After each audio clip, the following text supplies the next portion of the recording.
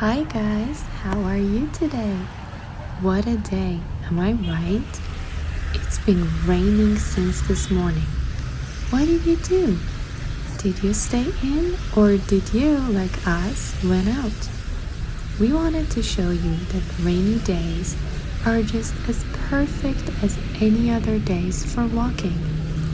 But before we start, don't forget to like and subscribe and follow us on Instagram using the link in description.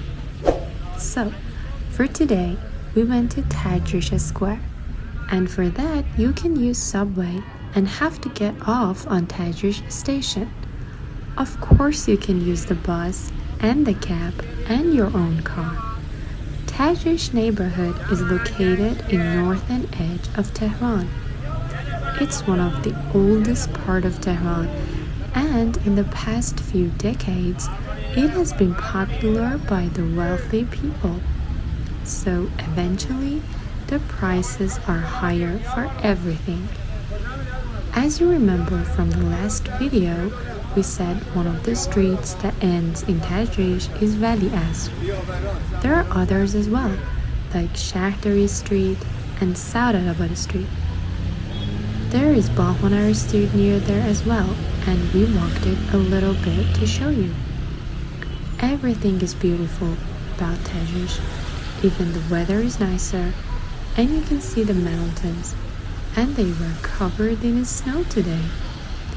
There are other interesting places about Tadrish, such as Imamzada Saleh Mosque and the old market of Tadrish and the grand shopping centers, which we'll show you later. The Tadrish market is between Tadrish Square and Quds Square. Some say it was built 7 years ago, and some say even more than 150 years. Nobody knows the exact time. You can find a lot of things there, all sorts of things. And there is a fruit market there with even foreign fruits, and they even let you wash and eat your fruit there. Well, they let us do that, so anyway, the shops, the restaurants and cafes, everything is enjoyable there. But for now, let's enjoy this together. With lots of love, Travel Buddies.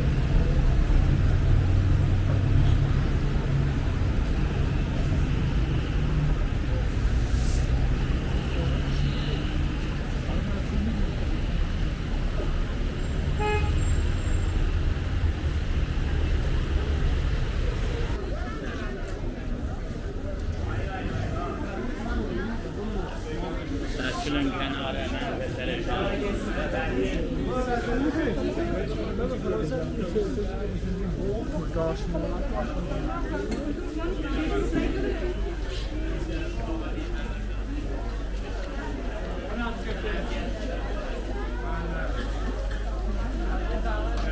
have a look.